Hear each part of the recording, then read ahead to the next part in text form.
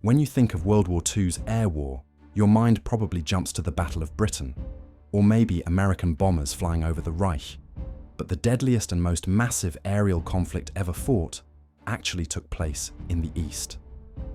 The Soviet Air Force saw roughly 4,000 aircraft wiped out within the opening days of Hitler's invasion, and then rebuilt itself into a force that would destroy over 33,000 German aircraft. That's the bulk of all Luftwaffe losses in the entire war. This is the story of the most remarkable military comeback ever recorded, and how a radically different approach to air power brought down Nazi Germany. June 22nd, 1941, Hitler launches Operation Barbarossa. In just a matter of hours, Luftwaffe bombers catch hundreds of Soviet planes on the ground, lined up wingtip to wingtip like sitting ducks. Within days, roughly 4,000 Soviet aircraft simply ceased to exist. The planet's largest air force obliterated before most crews could even start their engines. On paper, the VVS looked formidable. It was the biggest air force on Earth, but in practice it was fatally hollow. Stalin's political purges had executed or imprisoned the experienced commanders who actually knew how to wage war. The officers left behind were paralyzed by fear of making the wrong decisions. Soviet pilots operated outdated machines, I-15 biplanes and I-16 monoplanes mixed with newer designs. Most aircraft had no radios, most pilots had inadequate training, and most squadrons lacked any coherent tactical framework.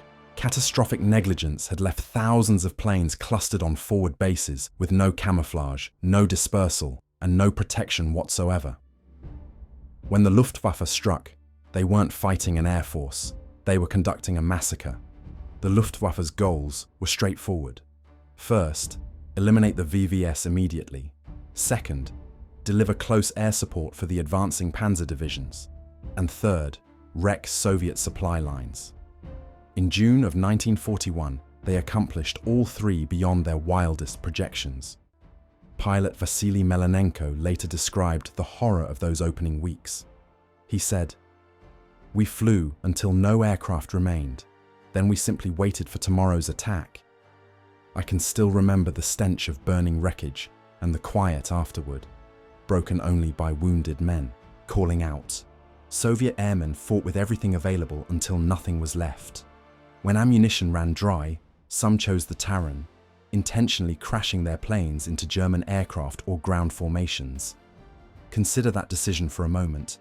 You're piloting a burning aircraft, your guns are empty. Below you, a German armoured column is pushing toward your family's village. You have one option remaining, and that option is yourself. Pilot Nikolai Gastello earned posthumous Hero of the Soviet Union status for diving his flaming bomber directly into a German convoy. This wasn't brilliant tactics, it was pure desperation, and it revealed both how inadequate Soviet equipment was and how utterly resolved these men were, even knowing they were losing. The VVS was shattered. The Luftwaffe owned the sky. Wehrmacht forces raced toward Moscow. The Soviet Union faced not merely defeat, but total destruction. Yet within months, something astonishing would begin. History's greatest industrial relocation and the creation of an entirely new kind of air force. Picture relocating an entire industrial economy 1,000 miles, while enemy armies are at your gates. From July 1941 through early 1942, the Soviets pulled off what remains the greatest logistical achievement in military history. Approximately 1,500 major factories were torn apart, bolt by bolt, and loaded onto 1.5 million railway cars, aircraft plants, armor factories, and steel mills, entire industrial complexes ripped from the earth and shipped east to the Urals, Siberia, and Central Asia. 10 million workers and their families followed, packed into trains while German shells exploded behind them. What happened next seemed impossible. These factories didn't just survive transit. They were producing again within weeks of arrival. Some facilities actually manufactured aircraft components while still moving, assembling parts inside railway cars as the trains rolled eastward. Workers collapsed beside their machinery in freezing, unheated structures. pulling continuous shifts in temperatures cold enough to bond metal tools to exposed skin. A worker from one evacuated aircraft plant remembered it this way. "We slept next to our machines. Every day meant more engines, more wings, and more hope for the soldiers. Type triumphant, intensity medium." The production figures tell the story of rebirth. Aircraft output exploded from 8,200 in 1940 to over 40,000 annually by 1944. Central to this industrial resurrection was one aircraft that would come to define Soviet air power, the Ilyushin Il-2 Shturmovik. 36,183 were built, making it the most produced military aircraft in history. The Germans nicknamed it Black Death. Soviet infantry called it the flying tank because its armored construction could absorb punishment that would destroy any other plane. Stalin had his own description. He said it was as essential to the Red Army as air and bread. This wasn't propaganda. Stalin grasped something fundamental that separated Soviet air philosophy from the West. The VVS wouldn't squander resources on high-altitude strategic bombing or attempting to level German cities. Instead, under General Alexander Novikov, appointed VVS commander in 1942, the Soviets built air power as flying artillery. Novikov inherited wreckage and rebuilt it around three concepts: mass production, better pilot training, and centralized command. Every IL-2, every Yak fighter, and every sortie served one function: annihilate whatever blocked the Red Army's path. But manufacturing planes was only half the equation. The Soviets weren't simply reconstructing the VVS, they were reinventing what an air force should do. They were building something unprecedented: air power engineered for a single mission, which was destroying everything in front of advancing ground troops. While American and British bombers operated at 25,000 feet to flatten German cities, Soviet pilots flew at treetop height, stalking tanks and trenches. The VVS wasn't attempting to win from the stratosphere. It was the Red Army's sledgehammer, pulverizing whatever blocked the infantry's advance. This wasn't strategic bombing. This was flying artillery. Soviet aerial warfare differed fundamentally from Western campaigns. The VVS mounted no major strategic bombing offensive. There was no effort to demolish Berlin from high altitude. Instead, Soviet doctrine welded air power directly to battlefield action. Massed ground attack aircraft and fighters operating at heights where you could actually distinguish individual enemy faces. Their objective was simple: destroy whatever confronted the Red Army. That meant tanks, fortifications, artillery batteries, and supply convoys, everything. The Il-2 Shturmovik perfectly embodied this philosophy. Heavily armored, this single-purpose attack aircraft could absorb damage that would annihilate anything else flying. Accounts spread of Shturmoviks limping home with dozens of bullet holes torn through their wings and fuselage, engines still running, pilots still breathing. That armor was the margin between survival and death against concentrated German anti-aircraft fire at low altitude. The decisive moment arrived at Kursk in July of 1943. The reborn VVS, rebuilt from 1941's devastation by those eastward relocated factories, fought the Luftwaffe to a draw. For the first time, Soviet fighters challenged and seized control of the battlefield's airspace. Yakovlev Yak fighters and Lavochkin LA-5s provided critical escort for the Shturmoviks. By 1944 and 45, the LA-7 matched the latest German fighters in speed and killing power. Soviet pilots no longer flew obsolete biplanes against superior enemies. They flew modern aircraft, and they were winning. Lend-Lease contributed another weapon to the arsenal: 4,719 P-39 Airacobras shipped from America. Soviet pilots prized the Airacobra for low-altitude dogfighting, especially its lethal 37mm nose cannon. It produced numerous Soviet aces, including Ivan Kozydub, who would become the highest-scoring Allied ace of the entire war. But the fundamental doctrine stayed distinctly Soviet. Not strategic bombing, not precision strikes from altitude, just mass tactical air support, flying artillery, air power built for one purpose, and that purpose was to obliterate whatever stands before the tanks. This doctrine demanded not just different machines, but different pilots, men and women prepared to fly straight into German flak at altitudes where one hit meant certain death. The human toll would be horrifying, but so would the courage. German soldiers called them Nachthexen, the night witches. They flew obsolete biplanes constructed from wood and canvas, so fragile that a single tracer round could ignite them instantly. To evade detection, they'd cut their engines and glide silently above German positions. The only warning was the wind humming through their wings. Then the bombs fell. These were the women of the 46th Guards Night Bomber Regiment, and they haunted the Wehrmacht. Their aircraft was the Polikarpov PO-2, a training biplane that was never meant for combat. It had a wooden skeleton and canvas skin, no radios, no parachutes, and no armor.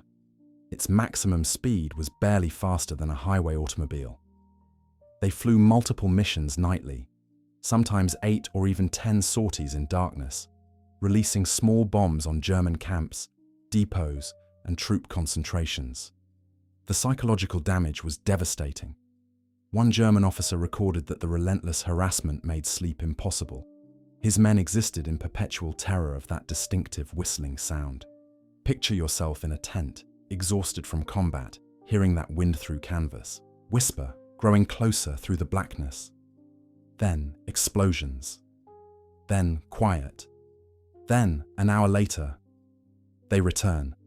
But the night witches confronted more than German guns. They faced doubt and prejudice within their own military. Female pilots like Lydia Litviak, known as the White Lily of Stalingrad, had to prove themselves repeatedly. Litviak claimed 12 confirmed victories flying Yak fighters before being killed in combat in 1943. She was just 21 years old. Her diary captured the burden she bore. She wrote, "Sometimes I want to cry, but I cannot. My friends depend on me.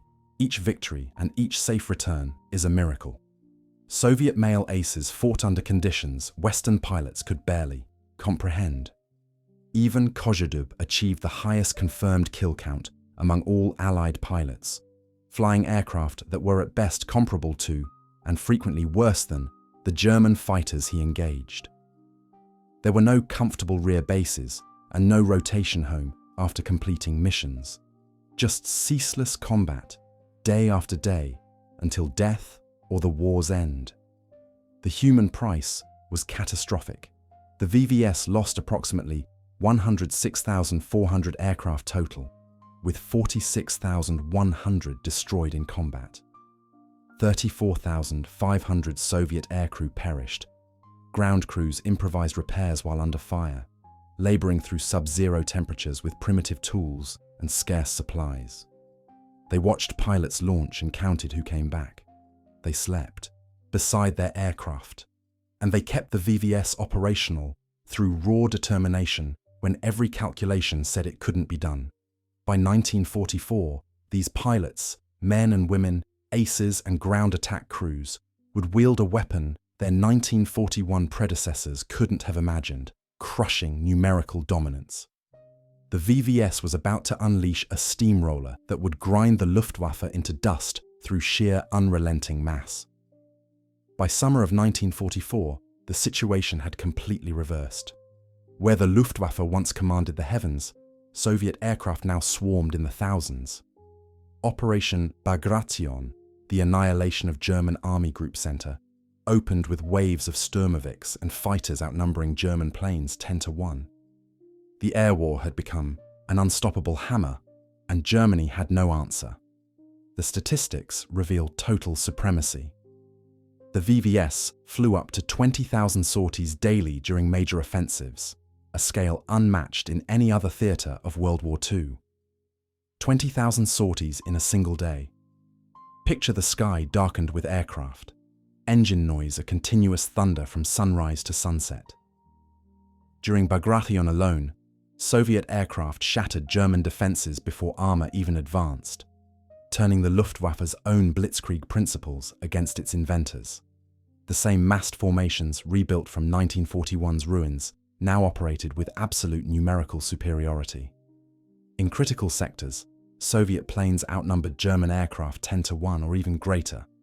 The Luftwaffe, ground down by a two-front war, had become a ghost of its former power. By war's end, approximately 33,000 German combat aircraft had been lost on the Eastern Front alone, and that's the majority of total Luftwaffe losses in World War II. Over 30,000 Luftwaffe aircrew were killed, missing, or captured in the East. Luftwaffe staff meeting records from this period reveal deepening despair about maintaining any form of air superiority. German intelligence had persistently underestimated VVS strength. They were deceived by Soviet maskirovka, elaborate deception operations that concealed true Soviet air power through fake airfields, spoofed radio transmissions, and dispersal tactics that made accurate aircraft counts nearly impossible. The Germans believed they faced a recovering air force. What they actually faced was an avalanche. The transformation defies belief. The same air force that lost 4,000 aircraft in Barbarossa's opening days now ruled the skies from Warsaw to Berlin. The industrial miracle that moved 1,500 factories eastward generated over 40,000 aircraft yearly by 1944.